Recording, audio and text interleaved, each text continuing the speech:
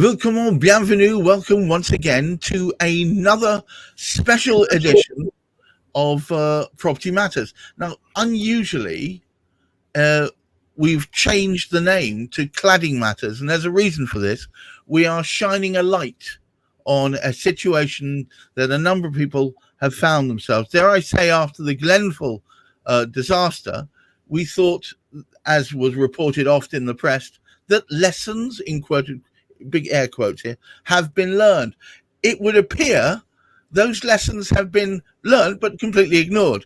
And we have here, I'm very pleased to say, Steve Day of the Buildings Safety Scheme.org, who is a resident of Royal Artillery Quays, which is a building that was clad by and built by Barratt Homes with flammable materials. And when asked to remove them all, they've still decided that odd little bits of it ought to be left behind, which apparently has made it untenable because you can't insure the place, and everybody's still scared while living there that it's going to go up in flames. We have Wendy Gibson of the First Time Buyers Club, who's only too painfully aware of these situations. Silas J. Lees, who is the CEO at Wiggy Wham, who's made it his mission to try and shine a light on this kind of ridiculous situation. Of course, we've got my head honcho himself, Hamish McLay of Search Convey, the current chairman of IPSA, the Independent Property Search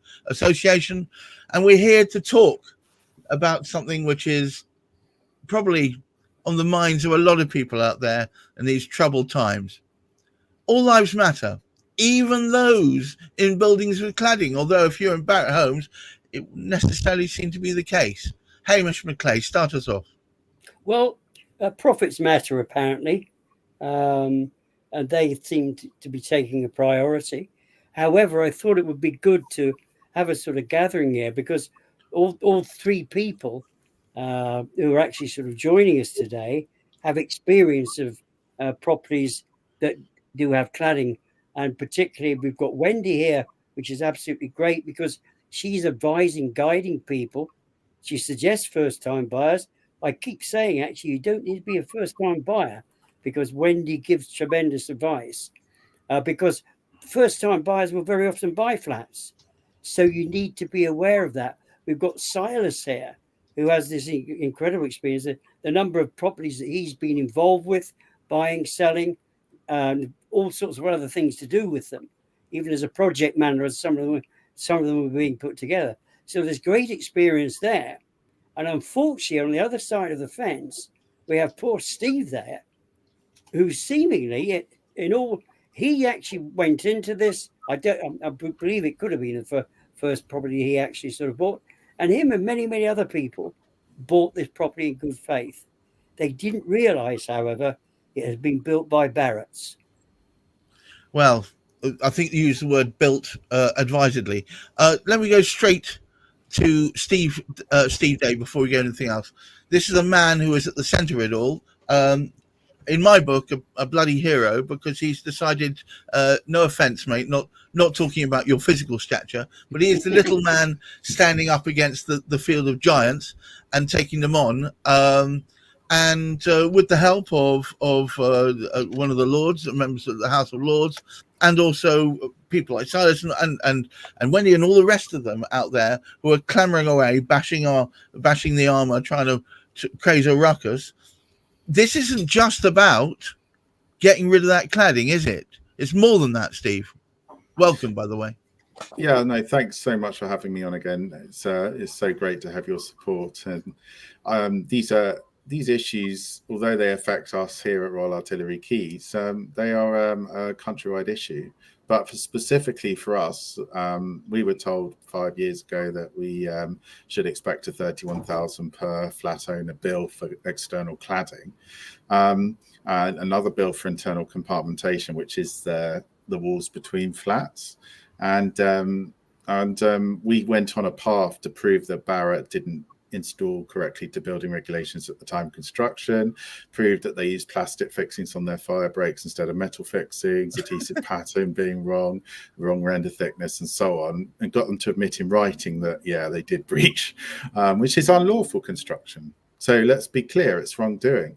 But we thought, okay, fine. They've been really embarrassed now. They're going to do the right thing. Well, turns out the government caved in, the previous government caved in to build a pressure.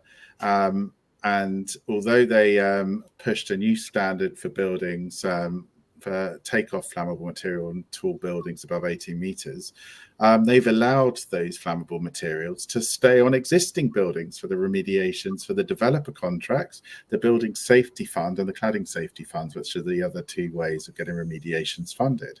So we've got this standard which allows us to basically be exposed to permanently high insurance in perpetuity. And we've had two statements, one from Property Mart, the biggest estate agent body, saying growing numbers of insurers are refusing to even insure buildings with an EWS B1 rating, where flammable materials there. That's not an insurance issue. That's a building issue. Take the stuff off, like this, that we have for new buildings, and then our insurance should go down, right? So that's one thing. And the other thing is, if the insurers are putting up the premiums, then you'd expect the insurance body, the ABI, to have a comment, and actually they do. They've actually said for their reinsurance scheme Q&A on their website that, again, insurers don't want to just look at life safety critical risks. They want to look at building risk, and that's where leaving flammable material on pushes up the premium. So, but primarily, we've got the Grenfell report coming out in September on the 4th. It is a sobering matter of safety, and well, it's going to be a bloody whitewash, isn't it? Or should I say a red wash? Because it's going to show functionally. But the problem. Let me jump quick to Silas. Silas, this can open worms everywhere. Surely, it's certainly you've got the confluence of the Grenfell report, which is going to say, "What the hell are you doing?" Their admission in writing. Steve's got their bloody admission in writing that they've screwed up wholly, and yet they still. You'd have thought they would want to show willing by going the extra mile, removing the last little bit of plastic, I repeat, stuck on these buildings off. But no, they want to do everything but. What the hell's going on? The more I look at this, Gareth, I think there's a real lack of conscience from the directors of Barratt. I mean, it really does come down to that they have profited from inferior workmanship.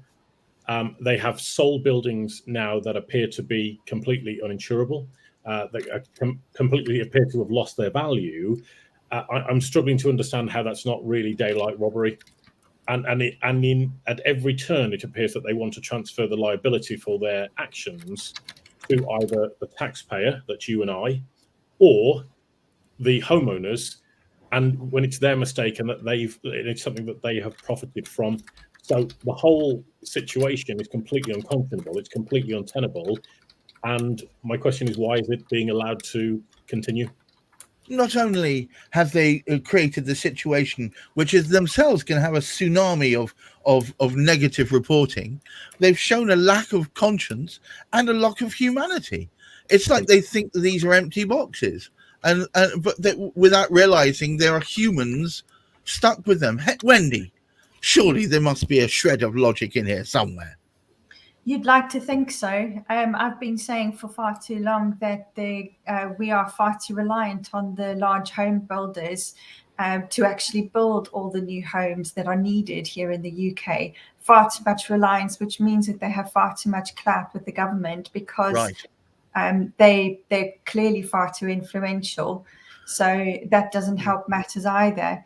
And it's a real travesty that not only are the people who are living in these properties who are affected by this cladding issue unable to sell and move on with their lives, these are homes that could actually have been freed up for first-time buyers to buy, because they're all flats. The majority of them are going to be likely first-time buyers size flats. And yes, some might have come onto the market, but they would have come on at a significantly reduced price because of the cladding issues. But those who end up buying them thinking that they're getting a bargain have a sting in the tail because, as Steve said, if they can be insurable, the insurance premiums are so high, which means that the service charges are significantly high. this is madness.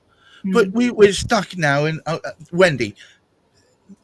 I heard both from Silas and also read independently, there are estimates of above 10,000 similar locations that once there is an agreement, potentially this is an astounding amount of rebuilding that needs to happen.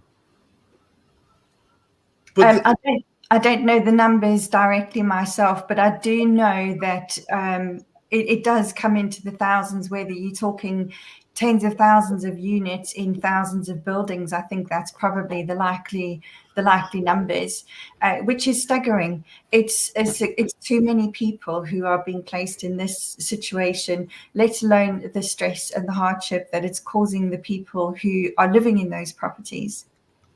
No, I mean, we're bashing Barrett a bit, but they seem to be the most obvious of this. Steve, now you shared with me the other day a document that showed a number of people who have been displaced from unsafe buildings. It was a vast amount, wasn't it?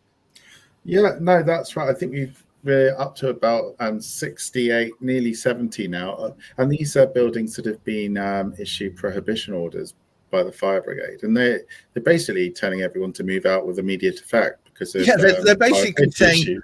They're saying you're living in a tinderbox. That's right. And I think that's where we are in the country. You know, we aren't totally sure on the future of building. You know, the Building Safety Act has gone a long way to improve measures of holding builders to account. However, I still believe that the culture of the race to the bottom, you know, not awarding contracts to a contractor that do a decent job, but to set the bar so low that a contractor basically has to cut corners in order to meet the cost of the contract, which isn't enough to do the work. I don't believe that's going to change. And I think the only way, and that's the work we've been doing with the Earl of Lytton to make it different, is to add consumer protection legislation into primary legislation, which basically outside of the court. So you apply to the scheme, you say there's evidence of building reg breaches, the RICS qualified surveyors come to your building, they do 20 samples. If they fail any one of those, then they're made to pay 15 to 20 million pounds for the remediation. Thank you very much. No court order needed because they have the power of the courts through the scheme. That will basically clean up the industry because they won't then be able to push the liability onto the contractors because they will never escape the liability. It will always sit with the developer awarding the contracts and it will be in perpetuity. So that will just clean things up. And that's basically why we will be back in the House of Lords with the building safety scheme. Anyone who wants to read about it, you've got it there on my badge there, buildingsafetyscheme.org. You can see what's coming. We are going to have an 8th attempt at the House of Lords to get the government to hold these developers to account. And hopefully on the back of the Grenfell report, where hopefully it will conclude that actually flammable material on tall buildings is a bad idea and it needs to all come off. That will push these developer contracts to be re-looked at, reviewed, and then the same standard that's applied to new buildings will be applied to existing buildings, and hopefully that will help us here. Now, just talking about where you are now, have you had those independent tests on those whatever they're called that's being left on that Barrett say, well, it's not flammable enough to warrant our taking it off, and the insurers are saying, well, plenty flammable enough for us not to be able to insure. Have you done? You were talking about getting independent tests done on them. Well, we were hoping for some, but the problem we have in Royal Artillery Quays is that the panels, these spandrel panels, we know what's in them. For the Building Safety Fund, they drilled a hole into them and they said there's XPS insulation. And XPS is this polystyrene insulation which burns very, very highly and is given a fire rating of E, which is very, very bad. It produces noxious fumes as well, I believe. Well, crucially, it produces pool fires, so that goes down the building as well as up. So so the weight of the liquid, that's lit, you can see what might happen. So they don't have any test evidence, nor do they know what the panel product is. So they can't look up some other test evidence to rely on. They have no evidence. And yet they're saying these flammable XPS panels, some of them are safe to leave on. That's unacceptable in the light of Grenfell. It's banned on new buildings. And whoever comes up with an argument to try and get them off the hook, I would say to Barrett, why is it banned on new buildings? Why is it safe on existing? You need to learn. And on the forced evacuation, the Sunday Times have said 15,000 residents have been forced to leave their homes as a result of fire, safety or structural defects. These are That's the level of problems we have. Yes, and that is that's a very big problem because we have serious risks in our buildings. And the other thing is, just on that 10,000. It was actually an LBC article, and it is buildings. There are at least 9,793 blocks in England that are unsafe due to dangerous cladding and associated fire risks, according to the government figures obtained exclusively by LBC. So that's an LBC article. So it is building. Can we not get this raised somehow at PMQs? If we could get it so it was in the national. In the national vision. That's the problem with stuff in the House of Lords. I think it sometimes gets lost. Well, we are looking at bringing some of these items up with the Earl, and hopefully he'll be able to raise some questions in the Lords. The other key statistic that we've been looking at is the developer contracts, which basically 10% of the buildings in the country have actually been agreed via these new government developer contracts, where the developer will remediate life safety critical defects on these buildings. Those buildings have a defect rate, and that's publicly available on the government website. Right. Now, looking at their latest figures, it would appear Barrett does have a very, very high defect rate, above 50%. We're going to lock down the exact details in a future podcast. So if I'm going to just use my silly head on this, yes, 50% of everything they produce is shite. Well, under the scope of the developer contract, it's got life safety critical defects. So we can assume that they're so dangerous, these defects, that it affects the safety of residents. So that's a shocking indictment. They're building buildings that kill, yes, or potentially could do. It's just ridiculous. Yes. Hamish, has the world gone mad? Well, I think it's a continuum. What we have, I believe, is a situation. They have been found out as to what is happening. Until Grenfell, if it hadn't been for Grenfell, which killed 72 people in that disaster, and God bless them. I mean, that's one of the saddest things. Until such time, people weren't looking as closely into the cladding as should have happened. I really don't know what happened to building control. I would have assumed they would be looking at things of this nature because it is vital. It is vital. With madness. We are Property Matters. We happen every Friday. I'm only too pleased to have had on the show today Wendy Gibson of the First Time Buyers Club, Silas Lees, that Wiggy Wham. Thank you, Steve Day, for taking the time out to keep shining a light on this ridiculous situation. And of course, our head honcho, Hamish McLay of Search Convey. I'm Gareth Wax of Many Purple Hats. We also have two other shows you should be told about: Property Quorum every 10 o'clock on Thursdays, and also the IPSA kind of magic, which happens most Wednesdays, where we shine a light on IPSA members and what excellent work they provide in buying new houses and making sure they go through in a timely manner. But until the next time, I ask you all, please keep your feet on the ground, keep reaching for the stars, and for God's sake, wear some sunscreen and try and have a lovely weekend. Until the next time we speak, I wish you well. Bye-bye now and take care.